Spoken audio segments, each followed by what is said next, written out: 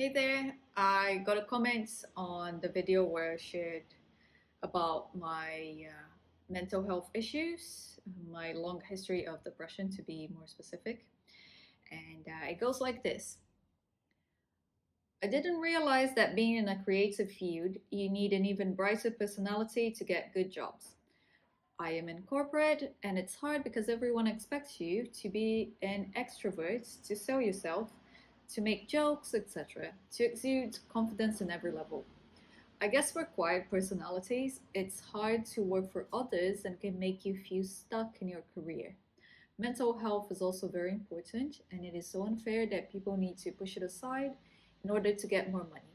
It is important to prioritize. Thank you for sharing your story. It's not usual for people to talk about it. And I replied, Hey Jocelyn, glad you liked it, and that's an interesting side discussion you brought up about personality. In the case of fashion, there are hundreds of graduates coming out every year from BA and MA courses in many different schools. So let's say 100 competent graduates from each of the top 10 schools equal 1,000 new people joining the industry, all wanting the same jobs, like entry level design role at a high end brand. If five of them are suitable for this one job opening, the decision will be made on a much more subjective or instinctive level. And I guess my sin is that I always try to be the perfect A plus student in every situation and ended up being an even more boring version of the book smart kids in movies. Well, this is getting so long. It just gave me an idea for another video. This one. Then Jocelyn replied back, Yes, please do so. I have not watched any video on that subject anywhere. It comes as an unfair situation, but we are all conditioned to accept those traits as successful. It would be interesting if we could also talk on how to deal with depression in a work setting while working in fashion.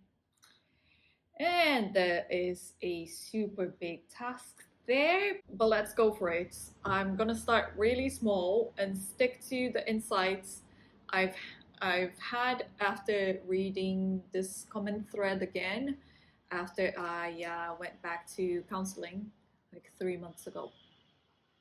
And here goes. So when Jocelyn talks about in a creative field, you need an even brighter personality to get good jobs. Yeah, it's true because you have to, like, if you're lucky enough to get a proper designer job where you get to create stuff, you will have to present your ideas and explain stuff that didn't come into existence via like 100% objective and rational ways.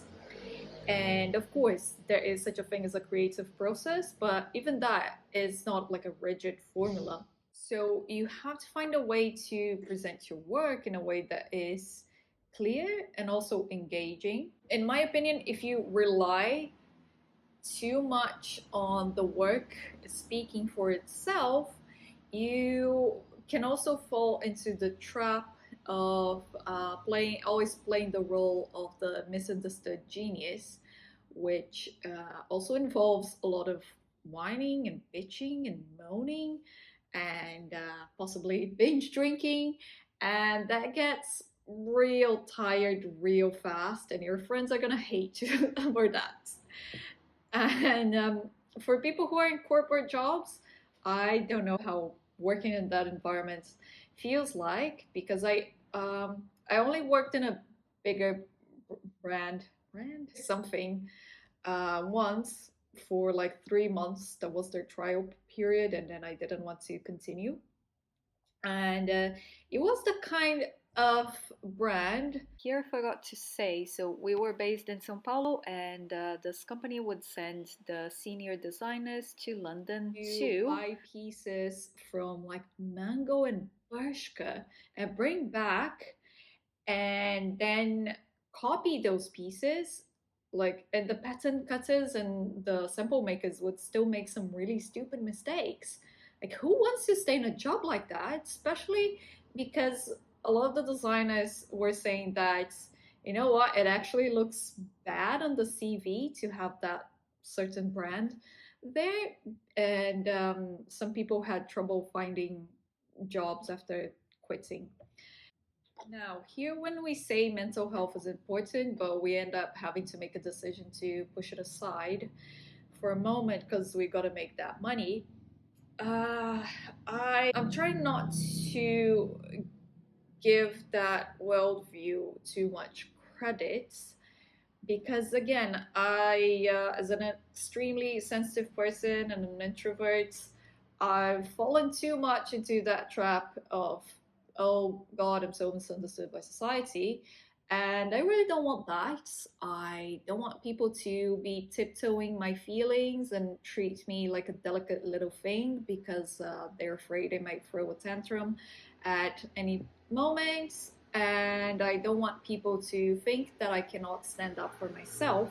And of course, there's a variety of mental health issues and more or less severe cases. But here, so help me God, I am talking from my own experience. Try to find someone that will help you develop a more rounded personality over time because it will take time. So you should start, okay, when the video is over. What I'm coming to terms with is that yes, I am pretty weird and sensitive. Sometimes I'm a loner. Other times I get so lonely it is a little bit scary.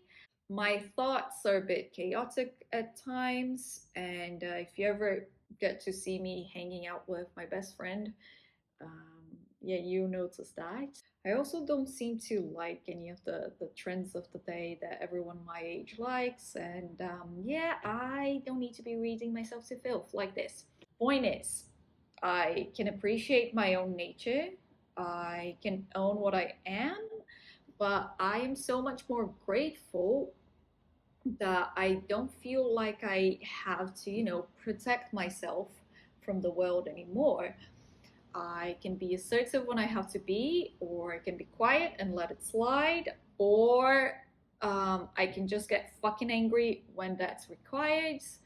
I can be open and share some pretty personal stuff if that's what's needed to illustrate my points in these videos, for example. And also being open and accepting what I am has been really important for my work and my designs because that gives me the courage, honesty, and integrity to create things that aren't just, clothes for cool people whose identity is tied to spending more money than everyone else on clothes. Yeah, I think those are the two changes that were the most significant for me in my life.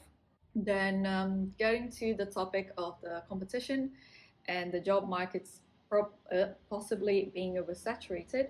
And I say possibly because from the fashion graduates' perspective, yes, getting a job is hard.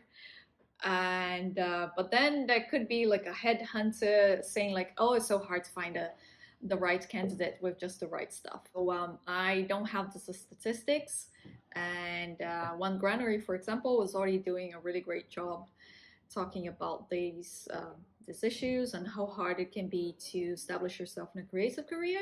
So do check their website, and I also have a video. Is it here or there? I have a video on issue 6 of their magazine. So check that. If you do accept the fact that okay, this is going to be hard, that makes it even more important for you to be nice to yourself and to be understanding at the same time that you developed those people skills that you might be lacking, for example, or those presentation skills for your portfolio. And guess what? I have a playlist. And if you still don't meet with the success you wanted, even after investing in yourself, and not talking just about money here, by the way, you're gonna have to be honest and critical and probably make some tough decisions, but always keeping in mind, do I love what I do so much that I'm gonna do it anyway, even if I have to downscale significantly. I meant downsize. Don't downscale, don't degrade the quality of your own work. And please note that I use the first person. Okay, I'm gonna end this one here. As I said, I've recently gone back to counseling, and as a result, I'm also reading a lot about psychology, actually about Jungian psychology. I don't even know if I'm supposed to be saying that because I know people have a certain idea of what it's supposed to be, and this is not about like personality tests or anything. By the way, I ain't no coach. I don't have that sort of snake oil startup mentality that's like, oh, I learned a little bit about this. Let me now create a product like a personality test and make money or get clicks from it. No, I'm just the opposite. Like, I'm terrible at making quick cash. The more I read, the more I feel like it's unfortunate that I had to go through so much shit before I could learn. Or actually, it might be just the opposite. It's like I only tried to learn about this because I went through all the shit. So let my shit fertilize your life, and may you harvest the fruits of my heavy shits. And I said shit a lot in this video. I am gonna get demonetized. Just kidding. I don't get enough views for that. Yeah, so hope that was something helpful for you in this video. And if not, just, keep the conversation going in the comments. I don't think this is an easy topic. If it were so simple, it would have been solved already. Yeah, um, keep keep it coming in the comment section.